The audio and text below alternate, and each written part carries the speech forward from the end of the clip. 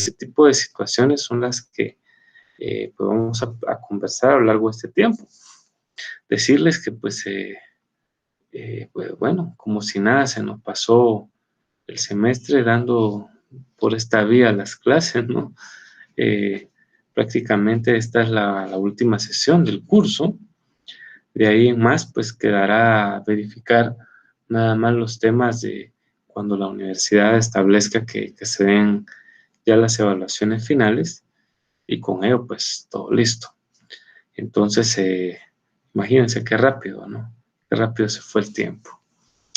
Entonces, agradecerles igual que el seguimiento que le han dado a este curso, el buen esfuerzo que han hecho.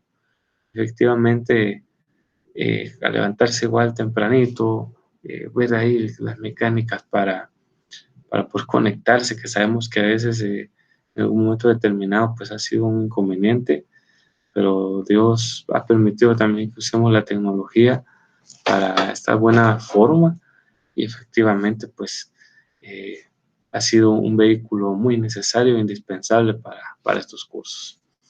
Así que vamos a iniciar. Voy a cargar la presentación. Antes, también les voy a agradecer que tengan a la mano su ley de amparo, exhibición personal y constitucionalidad. Repito, la ley de amparo, como le decimos más en resumen, es la que nos va a servir. Ahí hay efectivamente varios artículos donde está relacionado este tema de la Corte de Constitucionalidad y las opiniones consultivas. Entonces, es importante que verifiquemos a partir de nuestra otra ley constitucional, porque sabemos muy bien que la ley de amparo, exhibición personal y constitucionalidad es una de las 5 leyes constitucionales que tiene nuestro ordenamiento jurídico. Entonces, pues efectivamente vamos a estar chequeando en ella estos artículos. Ya en unos segunditos nos va a cargar va a dar la oportunidad acá de que cargue la presentación. Siempre, desde luego, es importante que ustedes tengan ahí a su mano su cuaderno de texto su cuaderno, para que hagan apuntes, para que escriban sus preguntas, sus comentarios. Nosotros con mucho gusto al final, como siempre lo hemos hecho, vamos a tener el espacio de las preguntas vía el Telegram. Ahí está, ya lo pueden proyectar. Uy, se nos pasó un poquito. Entonces, esa es la mecánica de siempre. Cuando resten unos 15 minutos para el final, nosotros vamos a detenernos y vamos a efectivamente a echar un vistazo a todas sus dudas, preguntas o comentarios. Así puede que ahí está la última clase de Derecho Procesal Constitucional de Código FG 136. Es importante que a veces nos quede hasta el código del curso para poder situarlo. Entonces, sé que es el final, pero igual nos puede servir para poder buscar contenidos y demás. Vamos a hablar efectivamente de eso, de las opiniones consultivas. Y ahora sí, pues, ¿cuál es el objetivo de esta sesión? Pues ni más ni menos que establecer quiénes son las personas jurídicas o las entidades o qué puede requerir opiniones consultivas a la Corte de Constitucionalidad. Y aquí sí, repito, por eso les digo, bueno, esta clase es para un periodo, sinceramente, porque creo que ya lo hemos dicho todo cuando hemos platicado acerca de lo que han sido. Usted se recordará también la temática de las funciones de la CC. Entonces, abordar ahorita pues ya solo una de las funciones que realiza es algo verdaderamente que nos queda sobrado, como se los dije, pero al igual sobradamente vamos a explicar, ¿no? Qué es lo que efectivamente hace la CC. ¿Por qué le llaman opinión consultiva? Ahorita vamos a ver eso. Pero ese es nuestro objetivo. Este sí no las puede hacer cualquier ciudadano. Eso sí es el punto que tenemos que tomar siempre en consideración. Entonces, aquí nos aparece la definición de qué es una opinión consultiva. Nos dice que es aquel requerimiento de la apreciación, o sea, ¿qué le parece sobre una temática?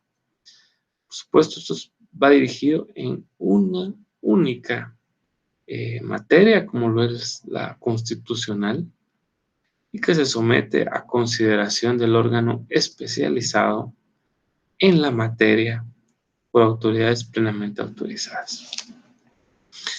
Yo diría que esta definición, yo no quiero que ustedes la memoricen, sino que por el contrario la encuentren toda lógica, porque eso es una opinión consultiva, un requerimiento.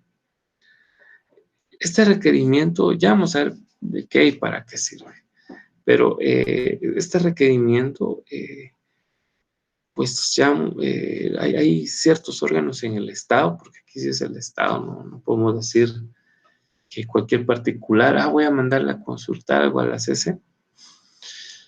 No se da solo así, entonces tiene sus propios requisitos y pues quienes efectivamente antes de tomar alguna determinación podría, porque tampoco es algo que, o sea, decimos que esto es facultativo y no es imperativo o impositivo. Entonces, puede requerir a la CC su apreciación, digamos así como, se me olvidó ahorita el número de este decreto que anda circulando en las redes sociales que pretende el CACIF abolir muchos derechos laborales, que si la semana pasada hablamos del tema de derechos humanos, y yo de hecho les decía, bueno, si tenemos una CC, eh, aunque bueno, Guatemala es el país de la corrupción, ¿no? Pero tenemos una CC que hasta el momento haga fallos muy concatenados al tema de lo que es respetar las normas constitucionales como tal, pues yo no le temería a esa iniciativa de ley, de hecho, pues la intenten volver ley, porque, bueno, la verdad es que es inconstitucional bajo cualquier perspectiva, ¿no? Entonces, insisto, y ahí sí hablamos de una inconstitucionalidad general, pero imaginémonos que si de verdad se viera muy bien este tema de las opiniones consultivas, yo creo que el Congreso de la República, antes de tan siquiera estimar que va a entrar a conocer de esa clase de proyecto de ley, que tampoco es una iniciativa de ellos, porque tampoco es así, ya le digo, es algo así como lo que hizo el CACIF con el Código de Comercio, ¿no? Que le dijeron al Congreso, mire, que este Código de Comercio lo aprueba, y el Congreso no hizo nada más que aprobar al Código de Comercio como tal. Entonces, algo así considero que es lo que se puede dar en ese tipo de situaciones, pero pues ya le digo, si hasta el momento pues la CC, por supuesto, ha cometido aciertos y desaciertos, pero yo, gracias a Dios, le he visto hasta acá fundamento muy bien en derecho, es decir, tampoco que estén fumándose las respuestas así de forma aleatoria o de una forma antojadiza, como ya hemos tenido también resoluciones, porque así las ha tenido la CC, no lo vamos a negar, pero ya les digo, ¿no? Es una de las circunstancias que nosotros vemos con eso. Y si el Congreso fuera suficientemente leal, que nunca lo es, nunca lo ha sido prácticamente, o tal vez lo fue hace quién sabe cuánto tiempo, pues antes debería de hacer este requerimiento, ¿no? De solicitar esta apreciación a la CC. ¿Por qué? Dirán ustedes, ¿es un tema laboral? Pues claro, porque ya hemos visto nosotros que es el artículo 106 de la Constitución Política de la República de Guatemala el que realmente predomina en todas las situaciones legales. Eh, yo les digo que predomina porque es el que nos dice que cualquier duda de interpretación en el alcance de los derechos, bueno, lo voy a leer porque me encanta, sobre todo el segundo párrafo del 106, ya van a ver que tiene que ver mucho con esta clase que estamos dando. Pues vea cómo tendría que interpretarlo. Yo obviamente no soy magistrado de la CC, pero vean lo que dice. El 106, irrenunciabilidad de los derechos laborales. Por eso les digo, aquí está. El 106 es la clave para que ese decreto no llegue a nacer. Si nace, nazca muerto. Dice, los derechos consignados en esta sección son irrenunciables para los trabajadores, susceptibles de ser superados a través de la contratación individual o colectiva y en la forma que fija la ley. Para este fin, el Estado fomentará y protegerá la negociación colectiva. Imagínense, ¿verdad? La sección, lo que diga la ley, pues ¿qué ley? El Código de Trabajo, por supuesto. A esa ley se está refiriendo. Por eso es que le digo que esto es materia constitucional, tal y como nos lo dice aquí esta primera diapositiva. O sea, se le pudo mandar a hacer, o se le puede aún mandar a hacer una consulta a la CC. Y les digo, los magistrados solo tienen que leer esto. Y luego el segundo párrafo, que es el que, yo creo que ese sí es el que le pone un broche de oro a esto, donde dice, serán nulas, ipso iure. Ya sabemos todos nosotros que ipso iure significa de pleno derecho. Y no obligarán a los trabajadores, aunque se exprese en un contrato colectivo individual de trabajo, en un convenio o en otro documento. ¿Y cuál es ese otro documento? La pseudoley, que en un momento determinado puedan entrar ellos a querer conocer. Las estipulaciones que implican, ahí viene, renuncia, disminución, ¿qué es lo que pretende esa normativa? Disminuir, ¿no? Tergiversación, eso es lo que también pretende, tergiversar, ¿no? O limitar, no digamos, la limitación. Mira que alguien, no me va a poder pagar mi bono 14. Mire, ahorita es increíble. No todos, obviamente, gracias a Dios. Hay gente, hay empresarios muy conscientes y conozco muchos trabajadores que así me lo refieren, que muy conscientes están pagando a lo que es en esta tribulación tremenda de la pandemia. No han despedido a trabajadores innecesariamente y se mantienen ahí y Dios los bendecirá, porque están haciendo y obrando con justicia, así como hay otros sinvergüenzas que aún teniendo definitivamente cosas de trabajo, lo que hacen, mira, le voy a tener que pagar menos, porque esto que y el pobre trabajador, por tal de no quedarse sin empleo, está bien, ¿no? Desafortunadamente. Y dice, tergiversación o limitación de los derechos reconocidos a favor de los trabajadores en la Constitución, en la ley, en tratados internacionales ratificados por Guatemala, en los reglamentos u otras disposiciones relativas al trabajo. Esto se vuelve a concatenar con lo que también dice el artículo 12 del Código de Trabajo. Termina diciendo, en caso de duda sobre la interpretación o alcance de las disposiciones legales, aun si naciera esta ley, y bueno, nadie la vetaría, está el Código de Trabajo. Y entonces, si hay duda de interpretación, aquí viene esta belleza del 106, que fue, esto es algo de lo que sí se quedó desde la Constitución Política de 1945, donde dice, caso de duda, interpretación o alcance de las disposiciones legales, reglamentarias o contractuales en materia laboral, se interpretará en el sentido más favorable para los trabajadores. Ahí está. Pues la CC, si le hicieran una opinión consultiva sobre esto, que no se la van a hacer por razones obvias, yo pienso que ahí tendría ampliamente como hablar. De hecho, pues hay jurisprudencia de esta situación del 106. Hay mucha tela de donde cortar y de donde resolver adecuadamente, ¿eh? Entonces, órgano especializado, la CC, eso ya nos lo dijo la Constitución Política de la República de 1985. Antes no existió una Corte de Constitucionalidad como tal. Prácticamente, pues, este órgano especializado, este tribunal colegiado, efectivamente, pues, puede venir y resolver muy bien. y pues dice, puede ser realizado por autoridades que están plenamente autorizadas. Y es la ley la que autoriza. Ya ahorita lo vamos a ver, ¿no? Pues ahí está. Vamos a ver, aquí lo dice, ¿quiénes son los solicitantes o quiénes pueden solicitar en algún momento determinado una opinión consultiva? Pues yo les decía que vamos a necesitar la ley de amparo, exhibición personal y constitucionalidad. Y vamos a ir a ver justamente eso. Ahí está el artículo 171, por favor.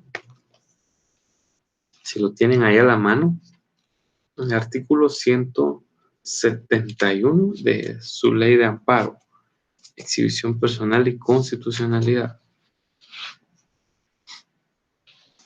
Antes, recordamos del 163, antes de entrar al 171, de veras, miramos el 163, 163, para que veamos esta situación, ¿no?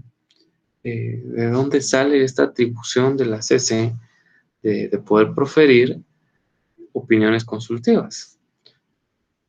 Perdón, para eso, 163, ahí dice, vamos a empezar a leer, dice, funciones de la Corte de Constitucionalidad. Corresponde a la Corte de Constitucionalidad. Bueno, no vamos a volver a leer todos los incisos para no ser repetitivo, pero sí vamos a ir ahorita al inciso en el cual nos hace la clara referencia, donde dice en el I, por favor, ahí lo pueden chequear ustedes, en el I dice actuar, opinar, ahí está, dictaminar, eso es, una opinión consultiva es eso. Obviamente es una opinión, puede ser considerada como un dictamen también, desde luego, o conocer de aquellos asuntos de su competencia establecidos en la Constitución de la República. Ahí está. Ahí el 163, inciso I de la ley de amparo, es el que nos sirve a nosotros entonces, el primer punto, para dar la noción de dónde nace este tema de la opinión consultiva. Porque obviamente todo tiene que estar en ley. Acordémonos que los funcionarios públicos, a diferencia de nosotros los particulares que podemos hacer todo lo que la ley no nos prohíbe, ellos pueden hacer solo aquello que la ley les permite. Entonces, va por eso la situación de saber que aquí la ley permite a la CC realizar esta clase de consultas. Ahora sí, ya que vimos el origen, y ya la tenemos claro, y esto se vuelve a concatenar, por cierto, al 164, inciso B, dice otras funciones, bueno, por si no les quedaba claro, dirían los magistrados. El B dice emitir opinión sobre la constitucionalidad de los proyectos de ley o, pero eso sí, a solicitud del Congreso de la República. Ahí está, por eso les decía, el Congreso lo podría hacer, lo debería de hacer, pero no lo va a hacer. Perdón ahí la repetición de las palabras, ¿no? Estoy siendo quizá muy cacofónico al estar repitiendo, pero no lo va a hacer por razones obvias, ¿no? Entonces, pues a ver hasta dónde les nace esta ley diabólica, diría yo, a ver hasta dónde llega.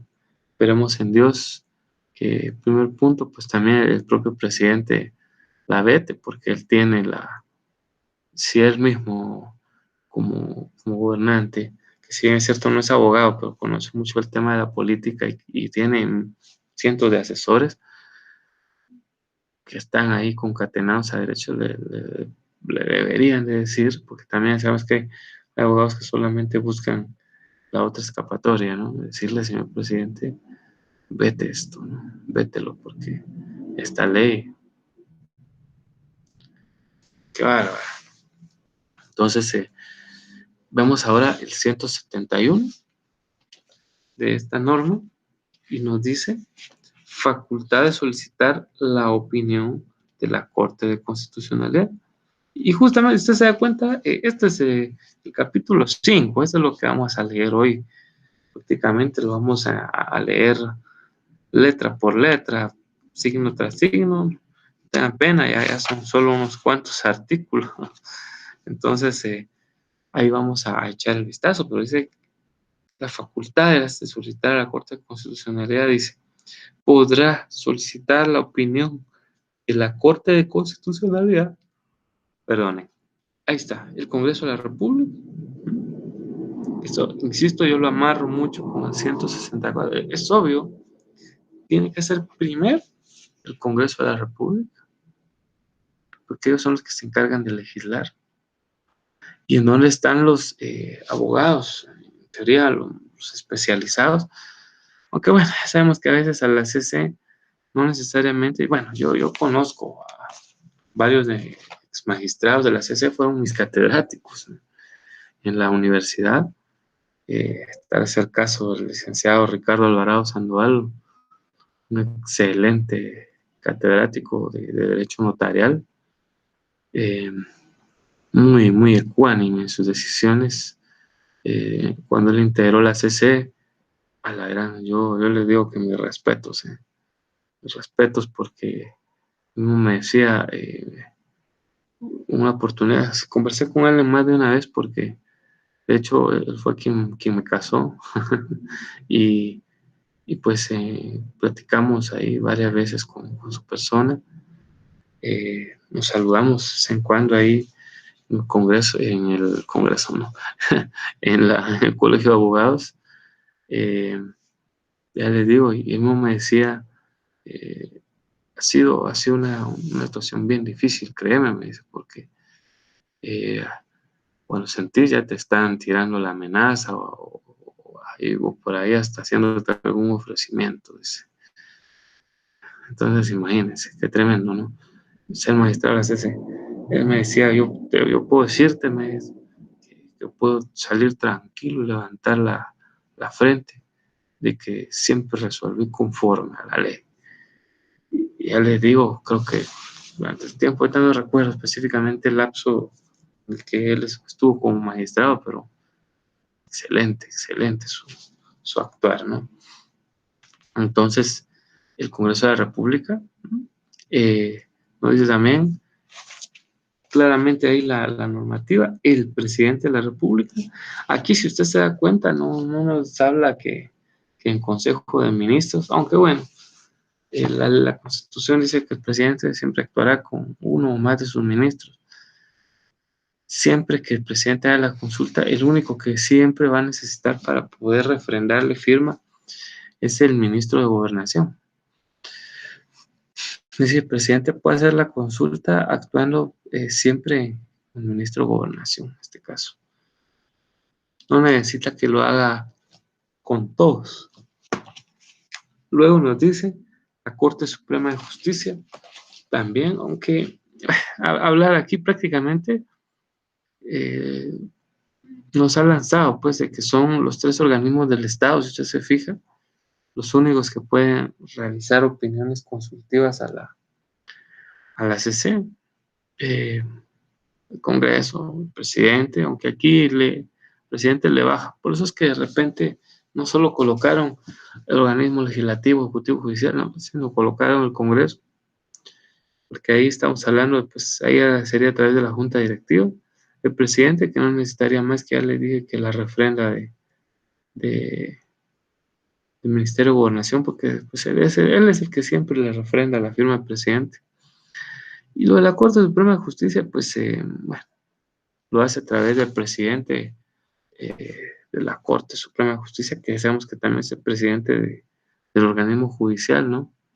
Entonces, es así como se puede dar el tema de la opinión consultiva. Quizás ustedes dirán, bueno, entiendo muy bien que el Congreso, porque es el que legisla, pero el presidente porque también, y de hecho porque la misma norma dice que tiene iniciativa de ley, y también, por cierto, la Corte Suprema de Justicia Yo hace mucho tiempo que no escucho que la Corte Suprema de Justicia, por cierto, esté manejando alguna iniciativa de ley. Desgraciadamente, es una lástima que la Corte que tiene pues tanto ahí, no se ponga las pilas para que le echen ganas y empezar a trabajar ahí en una iniciativa de leyes importantes para nuestro país.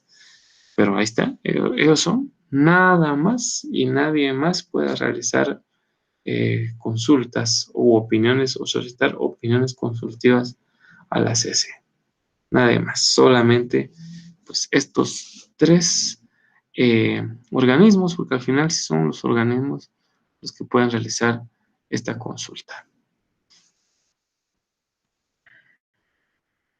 Ahora veamos cuál es el procedimiento para que pueda realizarse esta opinión consultiva. Entonces, 5 pasos muy sencillos, empezando por el izquierda a derecha, por el que está aquí en un color como celeste, ¿no? Y aquí se los decía, se hace la solicitud por escrito, ¿m? Por quienes designa la ley. ¿Quiénes son? Lo acabamos de decir. Congreso de la República, el presidente y la Corte Suprema de Justicia. Y luego dice, expresando las razones que motivan y envían también documentos de soporte, dice. Esto es bien interesante porque, o sea, no solo, mire, yo le mando a pedir y solo porque sí, porque me dio la gana, ¿no? Ahí dice 171, pero en realidad son 171 y 172. Voy a pedirles de que nos vayamos a la ley, al artículo 172, 172, para ver ahí la forma en que se pide, ¿no? Ya les digo, no solo es el 171, sino 172. ¿Y qué dice el 172? Por supuesto, ley de amparo, ¿eh? Forma de solicitar la opinión de la Corte de Constitucionalidad. Toda opinión será solicitada por escrito. Ahí está. No solo es de que voy a llamar ahorita a la CC. Mire, magistrados, quiero que, por favor, de ser por escrito. Bueno, decimos que es por escritos porque obviamente la norma pide que quede una constancia, ¿no? Eso es lo que realmente tiene la razón de ser, de que quede constancia. Entonces dice ahí claramente por escrito. El memorial, o sea que no solo es una carta, una cartita donde, queridos magistrados, no, es un memorial, no es cualquier escrito. Deberá formularse en términos precisos, expresar las razones que lo motivan y contener las preguntas específicas sometidas a la consideración de la Corte de Constitucionalidad. Términos precisos ya sabemos lo que significa, ¿no? O sea, términos muy claros, muy exactos y de los motivos, ¿no? Imagínense, le permiten que el memorial lleve preguntas, ¿no? Y qué es lo que ha sometido a la CC. Luego dice, a la solicitud deberá acompañarse todos los documentos que puedan arrojar luz sobre la cuestión. Por eso les decía, los documentos. Entonces, ahí están los artículos 171 y 172, que son la clave para poner en marcha este procedimiento de opinión consultiva. ¿Mm? ¿Cómo qué documentos de soporte pueden ser? Bueno, digamos, cuando se trata de un tratado internacional, cuando se trate en este caso, pues una iniciativa de ley, pues una iniciativa, ¿no? Se debería juntar para que así la CC, por supuesto, tenga de dónde también ir a ver antecedentes y hacer una mejor opinión en definitiva. Entonces, Es ahí donde nos queda plasmado este primer paso. Vamos ahora al segundo paso. Y nos dice que es el que aparece aquí como en su pantalla, en este segundo rectángulo, como en un color aqua, ¿no? Creo que aqua le dicen, o agua marina, no sé, pero está aquí en segundo plano, nos dice, la CC podrá pedir información o aclaración previo a emitir la opinión. Esto lo vamos a analizar ahorita más a profundidad en el artículo 173 de esta ley de amparo. Entonces, si algo no le queda a la CC, porque es obvio, es como cuando vamos al médico, ¿no? Que imagínese que vamos, doctor, fíjese que me siento mal. Así, a ver qué siente. Pues me siento mal. Si solo le decimos algo así al doctor, pues no va a poder emitir un buen diagnóstico.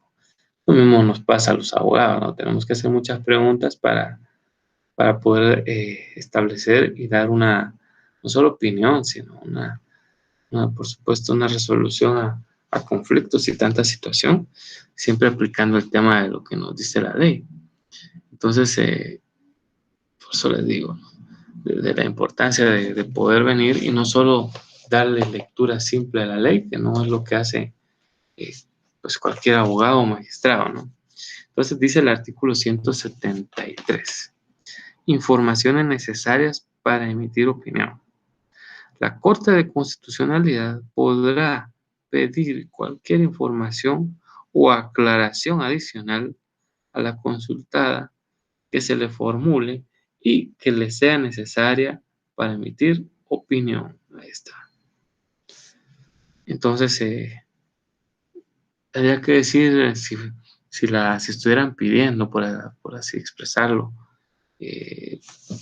una opinión consultiva de ese proyecto de ley tan maligno que se pretende.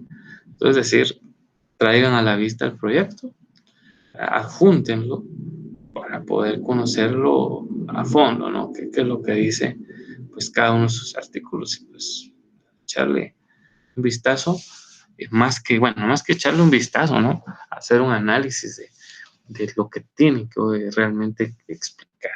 Igual si algo no se hizo muy claramente, pues igual acláreme bien sobre qué puntos o temáticas considera, si fuera el caso.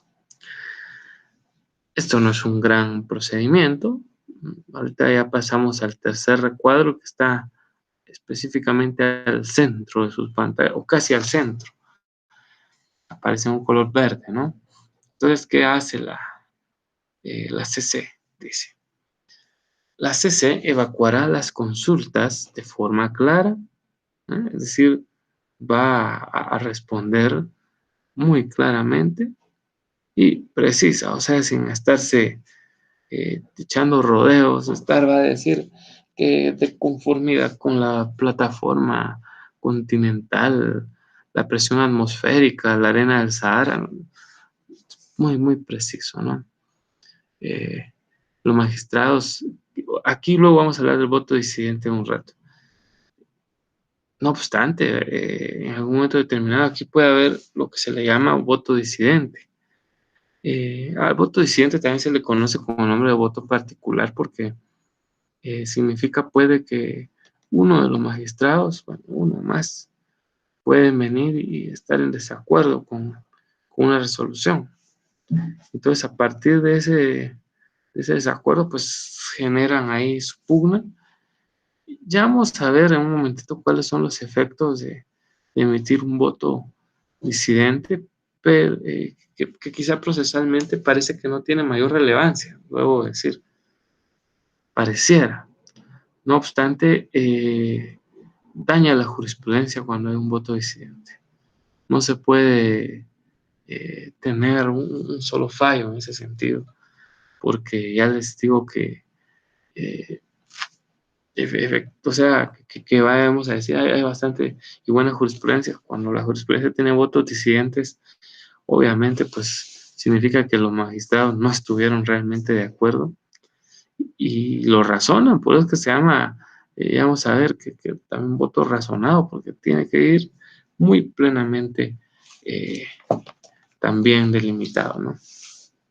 Vean lo que dice el 174, que nos lo comemos acá, dice, plazo para emitir opinión. Bueno, es que dice 174, la Corte de Constitucionalidad debe emitir su opinión dentro del plazo de 60 días siguientes. Bueno, eso es lo que prácticamente seguía. Echemos un vistazo a 175. Forma en que debe ser evacuadas las consultas. Y dice, 175, la Corte de Constitucionalidad evacuará las consultas en forma clara y precisa. Otra vez nos vuelve a decir esta palabra.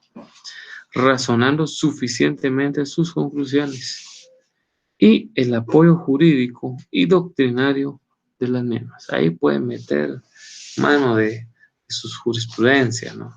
En fallos similares. Los magistrados, si así lo deciden, podrán hacer constar su opinión individual, ¿sí?, junto con la opinión consultiva de la Corte, bien sea que se disienta de la mayoría o no. Ahí está. ¿Qué le parece? Ya sea porque estén o no a favor, pues ahí está lo que puede hacer la CC, ¿no? En este tema de realizar ya la evacuación de la consulta. Entonces, ya sabemos que en derecho a evacuar no es lo mismo a hablar en materia de repente de salud o de seguridad, donde sabemos que la evacuación no es otra cosa que abandonar un lugar que esté en riesgo o donde hay un peligro inminente a la vida humana, ¿no? El derecho a evacuar básicamente significa responder. Entonces, lo tenemos en consideración, oyeron, para que nunca vayan a confundir esos términos. Recuerden que hay palabras que tienen múltiples acepciones. También ahí sí que en un idioma español se les decía que son homónimos, no sinónimos, sino homónimos, ¿verdad? Cosas que se parecen y que tienen más bien otro significado.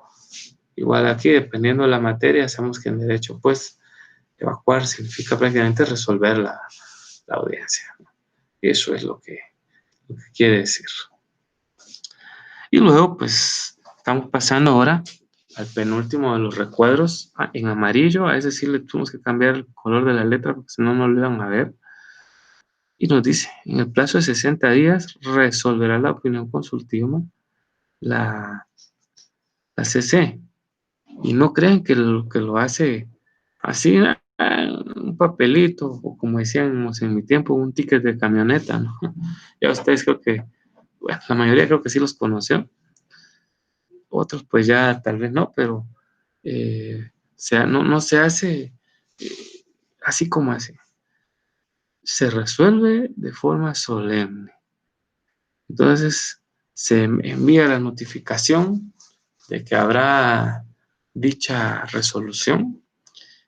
Prácticamente se cita a la sala de vistas de la CC ahí en el segundo nivel para que se escuche así de manera muy solemne pues el tema este de la opinión consultiva, ¿no? Entonces, esto pues ya lo de los 60 días ya lo leímos en el artículo 174. Echamos el otro vistazo al artículo 176. Y dice, solemnidad de los pronunciamientos.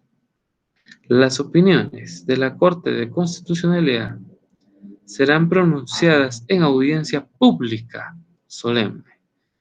Llegan los magistrados, se ponen su toga, se ponen al frente para conformar el tribunal, mandan a llamar a la autoridad que hizo la consulta, ¿sí?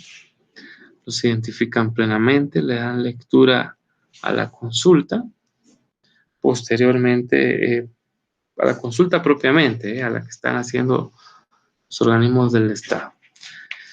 Posterior a que lo dan así, luego empieza el acto donde prácticamente se expresan. Y por eso dice, con citación de la entidad o las personas solicitantes de la opinión, así como de cualesquiera otras personas que el tribunal estime pertinente convocar. A mí se me ocurre, dice, que también convoquemos al ministro de Trabajo, por darles un ejemplo. Bueno, aquí imagínense que es una consulta así laboral. No existe Cámara de Trabajo en la Corte Suprema de Justicia porque por cuestiones del antiformalismo y todo eso, pues, y la sencillez de esa clase de procesos, pues la Corte Suprema no tiene magistrados ahí en ella que hablen de temas o que revisen temas laborales. Por eso no hay casación en laboral. Pero imagínense, ¿no? Si la hubiera, llamarlos para que así ellos también entiendan de esto. Así como, así como de cualesquiera otras personas que el tribunal estime pertinente convocar. El presidente de la República designará a la persona o personas que acompañarán al ministro de Estado que corresponda y que representarán al organismo eh, ejecutivo. Ya me está viendo para otra línea. Sigue diciendo, si el Congreso hubiere sido solicitante de la opinión, hará igual designación entre los diputados. No se necesitan de los 160, ¿no? Basta con que la Junta Directiva designe quién irá o quiénes irán. También podrán concurrir los abogados de los solicitantes, los que hicieron o hicimos el memorial, ¿no? Ahí también hay que estar. El Procurador General de la Nación, esto tiene mucho sentido, él sería un tercer interesado, porque recordémonos que PGN representa al abogado del Estado, entonces es importante que el procurador o la procuradora general de la Nación entienda cómo se resolvió una duda que se tenía, ¿no?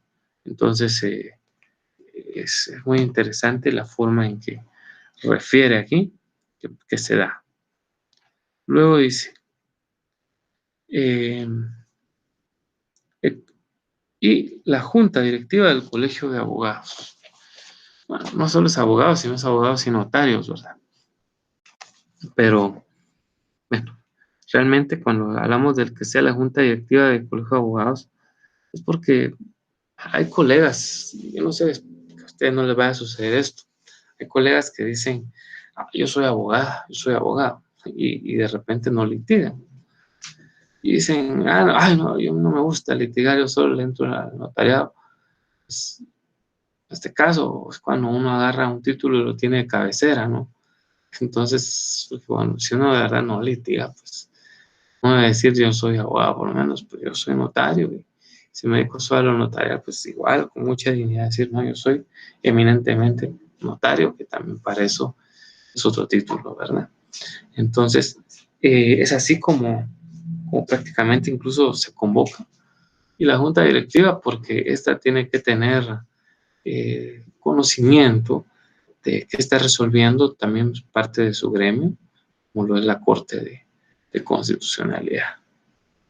Entonces, una vez se resuelve, los magistrados de una vez ahí, aparte de darle lectura, pues emiten su opinión, le dan lectura íntegra a la misma y notifican a las partes en el acto, ¿no?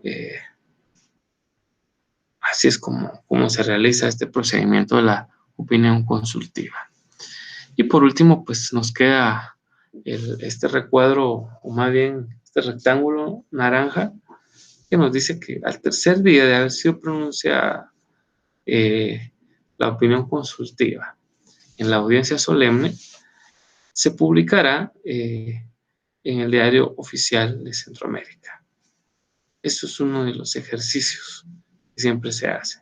Si alguien dijera, pero yo que, por cierto, en esa cuestión solemne, usualmente uno mismo puede entrar ahí a la CC y escuchar, pero para esta que es de manera solemne, muchas veces la CC se limita a decir quiénes pueden también estar como público presente, ¿no? Normalmente pues se permite a los abogados, a todos nos dan chance de estar ahí y poder escucharlas, puede restringir también esa situación, ¿verdad? Pero es parte de lo que ustedes tienen que saber.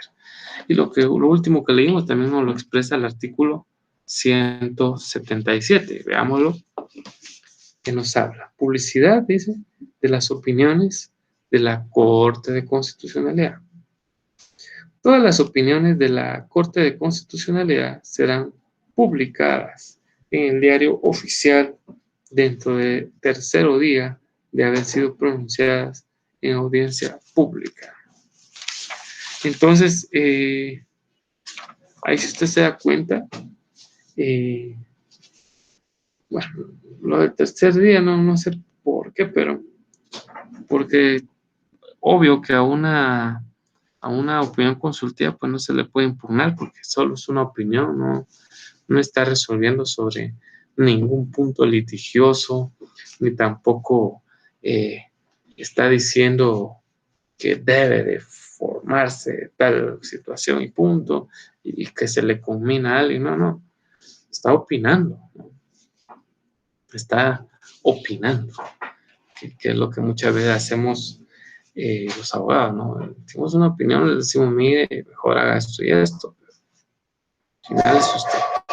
Entonces, así es como se hace. Entonces, el diario oficial de Centroamérica, este es sí o sí el lugar donde puede verse una opinión consultiva cuando se realice, que ahora las hacen mucho menos que antes. ¿Sí? Prácticamente el Congreso es uno de los que prefiere ya mejor hacer leyes que se vengan a caer después, no consultar. O así como que primero disparo y después reviso. Pero bueno, no me sorprende del Congreso de la República, desafortunadamente. Pero bueno, esto es el procedimiento, usted se da cuenta, es muy sencillo, muy sencillo. Le puede quedar ahí como que una solicitud, después la CC puede pedir información, después se evacúa la audiencia, después se da el plazo de 60 días máximo para resolver, en el cual pues de forma muy solemne la CC pues va a emitir ahí la opinión consultiva y dentro de 3 días quedaría efectivamente publicada en el Diario Oficial de Centroamérica. Así de sencillo es el procedimiento de opinión consultiva. Ahora hablemos de qué es lo del voto disidente, porque, bueno, debo decir que este voto disidente no lo han escuchado seguramente ustedes solo ahorita. Seguramente ya lo habían oído. De hecho, ya escuchamos hace un rato hay un artículo donde la ley nos dice cuándo puede ser el voto disidente. Hace un instante recién lo escuchábamos. Entonces, aquí ahora lo que nos corresponde es ver qué es el voto disidente y justamente por qué y para qué sirve. ¿Va? Entonces, para ver qué efectos produce, pues aquí tenemos una breve definición que nos dice que el voto disidente, que también se le conoce como voto particular, en otros países sobre todo, donde también pueden haber cortes donde hay votos disidentes, también así se le conoce como voto particular, porque es un tribunal, eh, efectivamente, pues siempre hay alguien que puede llevar la contraria, por eso es de que el número impar, ¿no? Entonces dice, es la opinión divergente que emite el miembro de un tribunal u órgano colegiado con respecto a la decisión tomada por la mayoría. Entonces, me gusta mucho esta definición, ¿no? Porque es corta y pienso que va al grano, donde claramente nos dice que es una opinión divergente, o sea, distinta a la de los demás. Eh, Como que, no, yo no creo que sea así. Es más, voy a votar no al lugar. O al revés de ustedes, voy a votar sí al lugar, porque considero que, qué sé yo. Entonces, un órgano colegiado, pues la CC es un tribunal colegiado, obviamente, porque sus magistrados van a resolver los 5 como debe ser, ¿no? Entonces, por eso colegiado, ¿no? No solo es el presidente, todos al final. Con respecto a la decisión tomada por la mayoría, como en toda democracia, pues tiene que imperar lo que dice la mayoría. Eso es un hecho. Toda democracia así es. Pero aquí, pues, así se queda, ¿no? La mayoría dijo, va, está bien, yo opino, pero voy a diferir, ¿no? Y eso es lo que finalmente realiza. Entonces ya sabemos que es el voto disidente. Ahora, lo que todo el mundo quizás está preguntando, su validez, ¿no? Eh, ¿qué- ¿Para qué sirve? Y aquí nosotros lo que encontramos es esto. No tiene validez realmente en la resolución, porque si la mayoría, si de los 5 magistrados, 4 dijeron tal cosa, pues ahí se quedó. La resolución está clara, está dicha. Y esto, pues, o en este caso, la opinión consultiva, pues quedará sin ningún problema, se considerará útil. Igual pasa con las sentencias de amparo, por darles un ejemplo, o inconstitucionalidades, igual. Por eso sigue diciendo, y no afecta en ningún modo los efectos que ésta pueda tener. Sí, decir, oye, a mí lo que me vale como abogado es decir, vaya, yo tengo la resolución, aquí está, y no voy a decir, pero hubo un voto disidente, hubieron 2 votos disidentes, que es lo más, por cierto. 3 votos disidentes serían lo opuesto, ¿no? Estaríamos diciendo que entonces no se declaró con.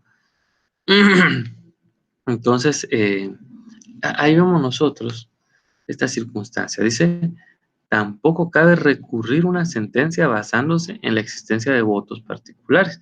Esto que yo acabo de leer acá, se nos tiene que quedar. Como, no solo pensemos ahorita en la CC, pensemos en cualquier en otro juzgado, ¿no? La CC emitió el voto disidente en una acción de amparo en la apelación, aparte de que ya no tengo que plantear ahí, pues nada, eh, porque es una apelación de amparo, entonces lo único que puedo decir es que, imagínense, ¿verdad? No puedo decir, voy a plantear el recurso de declaración de ampliación, que sí puedo, pero porque uno de los magistrados tuvo, no, por eso no lo puedo plantear. Puedo plantear la aclaración y la ampliación por cualquiera de los motivos, pero no basándome en la existencia de un voto disidente. ¿Eh? O cuando yo cite la doctrina o jurisprudencia, decir, pero es que en tal fecha hubo voto disidente, eso ya ni marca, ¿no?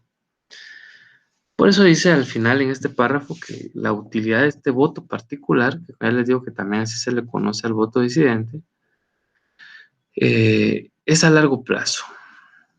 ¿Por qué decimos que es a largo plazo? Como yo se lo decía hace un momento, bueno, más bien si nos recordamos de algunas clases pasadas, usted se recordará que hablamos de mucho el tema de la jurisprudencia. Entonces, eh, aquí, para eso sí causa algún efecto, ¿no? Porque aquí, como nosotros vemos, dice que mediante el voto particular el magistrado puede hacer constar y hacer pública su opinión en caso concreto. Y aquí es donde vamos. Dicha opinión puede ser por la aplicación de las normas jurídicas y su interpretación, de forma que está dando a entender que cabe la posibilidad de otra línea jurisprudencial diferente a la seguida. Para eso sí, mire. Entonces, si en algún momento determinado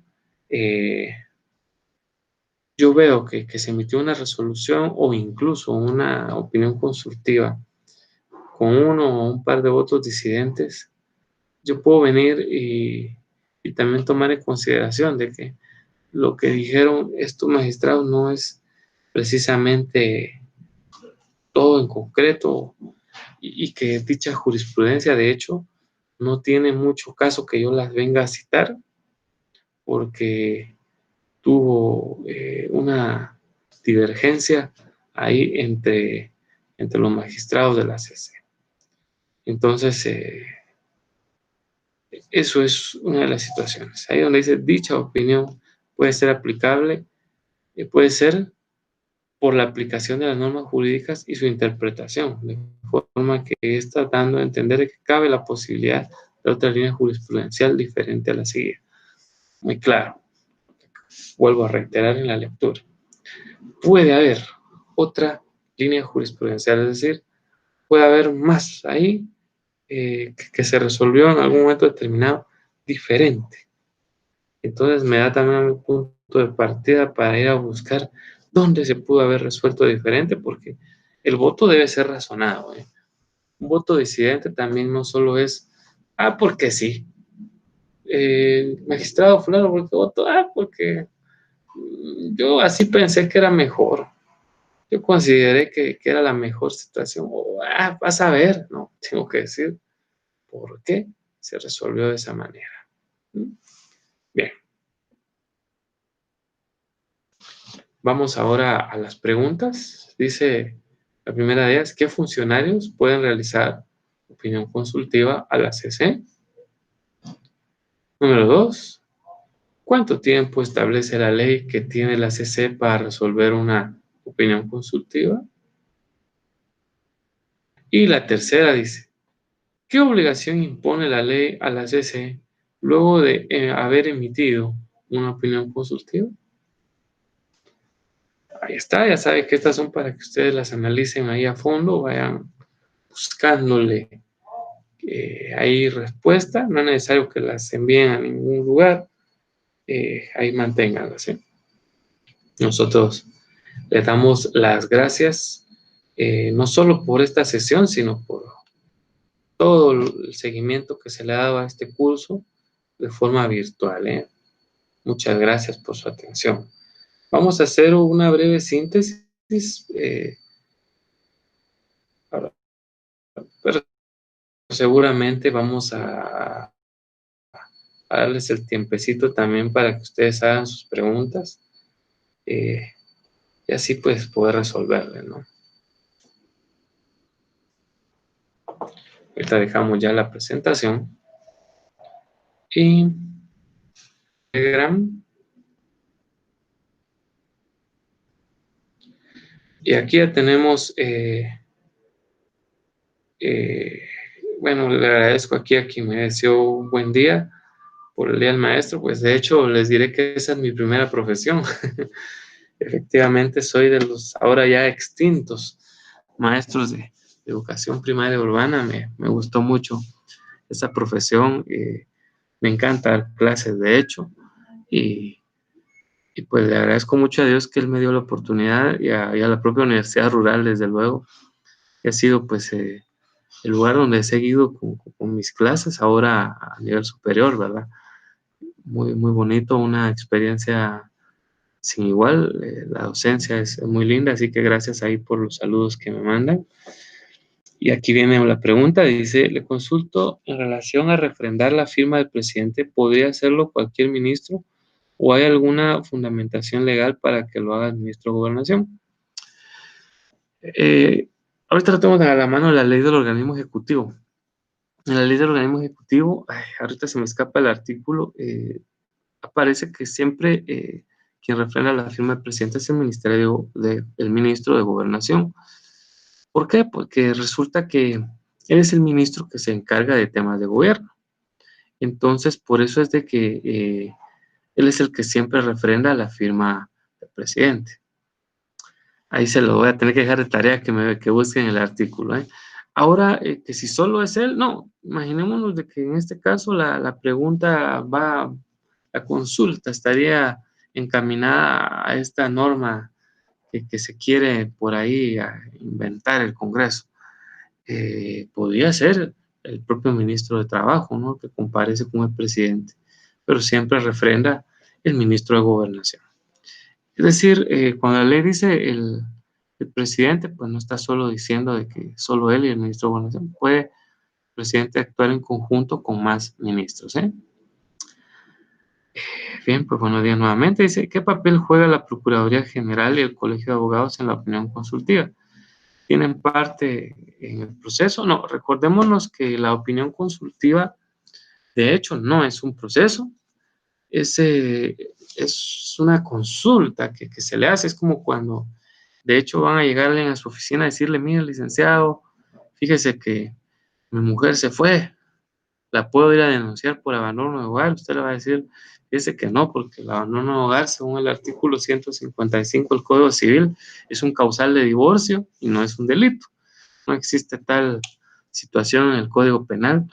Esa es una consulta y pues efectivamente tiene una respuesta ya, ¿no? Entonces no es un procedimiento.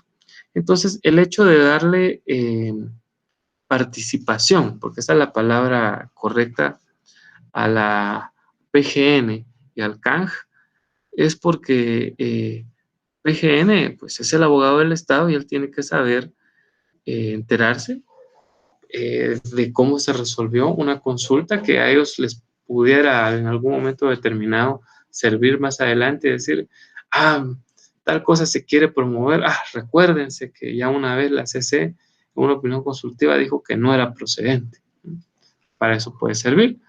El CANG, porque también, pues bueno, ni modo, es el colegio que nos representa a todos nosotros los abogados y notarios. Acuérdense que los magistrados también son abogados que están debidamente colegiados ahí. Entonces, es importante que por eso que su junta directiva pues vaya entendiendo cómo están resolviendo, pues, de hecho, sus propios agremiados. Entonces, esa es la razón de ser que se les dé, pero no es que sean parte de ningún proceso, ¿eh? Luego dice aquí, ¿hasta qué fecha tenemos para hacerlo laboral?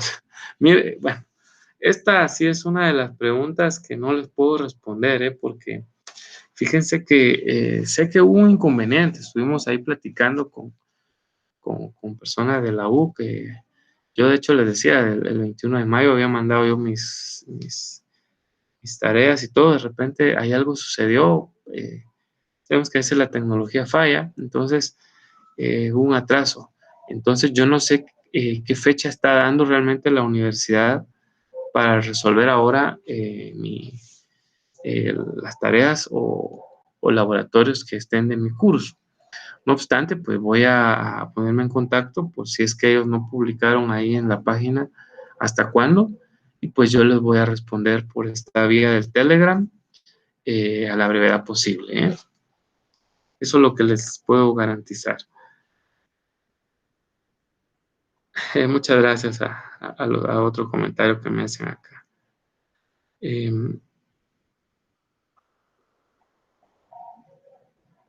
Aquí nuevamente me dicen qué fecha tenemos para realizar los laboratorios. Fíjense que ya les digo, no lo sé, para serles sincero. Ese tipo de consultas sí no las sé. Así que ya les dije, vamos a averiguar y pues les vamos a responder, ¿no? Cuando la CC ya se pronuncia, como el caso del proyecto minero de Storizabal, ¿está fuera de tiempo o nunca pasa esto con la CC y pesa más su dictamen que lo que pueda generar en demandas que afecten al Estado? Ojo, con el caso de las mineras no estamos hablando de opiniones consultivas, estamos hablando de acciones de amparo. La ley dice, le da un plazo efectivamente a la CC para resolver de 15 días. Aquí lo que pasa es de que usted dirá, bueno, pues se le da 15 días, ¿por qué se tardan meses en resolver? ¡Años! Y la respuesta es que los magistrados lo que hacen es que le ponen la fecha, ¿verdad? Como que están dentro del tiempo. Pero en teoría, no, en la práctica, mejor dicho, lo que ha sucedido es que las notificaciones son las que llegan tarde. Entonces, los jueces y los magistrados tienen su tiempo al final. Eso es lo que aprendemos en nosotros. Por eso les digo, cuando estudiamos derecho, a nosotros los abogados se nos tiene que quedar mucho nuestros plazos. Esos son los que no se nos pueden olvidar. Son los que yo siempre pregunto. Ahora, si yo sí veo que la resolución, pues sí, bien es cierto, me la contesta un año después, y si tiene una fecha distinta, entonces ahí yo sí tengo por dónde atacarla. Pero ya les digo que los jueces y los magistrados eventualmente pues, resuelven así fuera de tiempo, ¿eh? y en estos casos son más amparos, no son opiniones consultivas. Si la pareja se va a otro país y le deja a la niña al papá, ¿cómo puede proceder para que se quede con la niña y no están casados, solo fue unión de hecho? Uy, esto no es de constitucional. Esta sí es más consulta. Bueno, voy a responderlo porque voy a ser escueto porque no es de mi curso, aunque sí doy también procesal de familia. Eh, si la pareja se fue a otro país y si se fue ilegal, esto ya lo hemos visto antes, pues prácticamente no se puede hacer nada porque no se tiene información de su paradero. Si hubo unión de hecho legítimamente declarada, eh, vamos a ver, puede ser pero está relacionado con y le deje o sea, si la pareja se va para otro país y le deja a la niña al papá, ¿cómo se puede proceder él para que le quede con la niña? Ah, bueno, pues recordémonos que los padres en la unión de hecho ejercen la patria potestad, ambos igual que en el matrimonio. Si hubo unión de hecho debidamente declarada, pues el padre ejercerá absoluta y en pleno poder la patria potestad. Así de sencillo. Es más simple después de todo. Dice acá, ahora sí volviendo a un tema constitucional. ¿Qué pasaría si el Congreso no pide la opinión consultiva a la CC sobre esta ley que están proponiendo sobre lo del trabajo? Pues no pasa nada. Como se los dije, esto es una situación facultativa y no es impositiva. Es decir, no es necesario que el Congreso le pida opinión a la CC. Solo es si así lo desea. Que si actuaran de forma ecuánime y justa, lo deberían de hacer antes de pensar estar realizando patrañas, ¿no? Luego dice, está fuera de la... Dice, pero si se refiere a la consulta popular, ¿quién la solicita y quién la resuelve y si tiene fundamento legal? No muy entiendo la pregunta. Sé que está, de hecho está fuera del contexto, pero no la entiendo muy bien. Dice, eh, esta pregunta está fuera de la temática del día de hoy, pero si se refiere a la consulta popular, ¿quién la solicita, quién la resuelve y si tiene fundamento legal? Recordémonos que la consulta popular, estamos hablando que es una atribución del Tribunal Supremo Electoral y no de la Corte de Constitucionalidad. Entonces, ahí nos tenemos que ir a la ley electoral y de partidos políticos para ver en qué casos procede las consultas populares. No solo son para elecciones, sino son para circunstancias que van en beneficio o no de una comunidad. Es ahí donde procede la ley electoral y de partidos políticos. Muchas gracias aquí al agradecimiento que también me hace otro compañero. Muchas gracias. Hay varios. Gracias, gracias por sus comentarios, muy amables. Dice acá, una opinión consultiva fue, por ejemplo, cuando el Congreso de la República modificó la ley electoral y de partidos políticos en 2016, enviaron la iniciativa antes de su aprobación. No, el Congreso no ha estado consultándole nada, de hecho, a la CC. Como ya les decía, lamentablemente ellos están haciendo lo opuesto, están disparando y después revisando, ¿no? Típico del Congreso de la República. Muchas gracias a sus comentarios, ¿sí? Luego aquí hay una última pregunta. Dice, ¿la opinión consultiva es para crear jurisprudencia o tiene peso para resolver un conflicto legal? Sirve verdaderamente para dar una luz. Por eso les dije, cuando alguien quiera actuar verdaderamente de una forma, si el Congreso de la República quisiera actuar de una forma justa, ecuánime y apegada a derecho, pues previamente debería de realizar efectivamente la opinión consultiva. Para decir, entonces no, esta iniciativa ni la toquemos, pero ya sabemos que ellos no son así. Peor, la junta directiva que está ahorita con ese señor Arzú, igual que el papá, impositivos y se creen semidioses. Dice acá, Entonces, no, realmente no sirve para resolver. De hecho, no hablamos de conflicto legal porque en la opinión consultiva ni siquiera estamos hablando de que exista un conflicto. ¿Estamos? No estamos hablando de eso. Gracias aquí nuevamente aquí, ¿no? Gracias. Eh, bueno, creo que ya no hay más preguntas. Les agradezco mucho sus comentarios. Cuando uno es docente y le gusta la docencia, eh, pues verdaderamente es un privilegio poder impartirla y es una bonita responsabilidad. Nos ha gustado mucho, pues les agradezco a todas y cada uno de ustedes, a las damas y caballeros amablemente que me han dado aquí el agradecimiento, ¿no? El agradecimiento es para ustedes por estar haciendo el esfuerzo por seguirse superando y por superar al país. Por favor, sean buenas y buenos profesionales del derecho, no como muchos que están ahí siendo perseguidos hasta legalmente. Nuestra carrera da muy bien para poder ir y mantenernos bien sin que tengamos señalamiento. Es lindo. Yo no voy a decir, ay, yo soy el mejor abogado. Si lo dijera, sería el peor. Pero al menos es hermoso poder uno decir que nadie me puede señalar. Qué lindo es decir eso. Entonces, ustedes igual, ¿no? Ese es el objetivo, que ustedes igual sigan eh, un camino muy libre de todas cosas y pues muchas gracias por su atención. Dios me los bendiga. Cuídense mucho, por favor.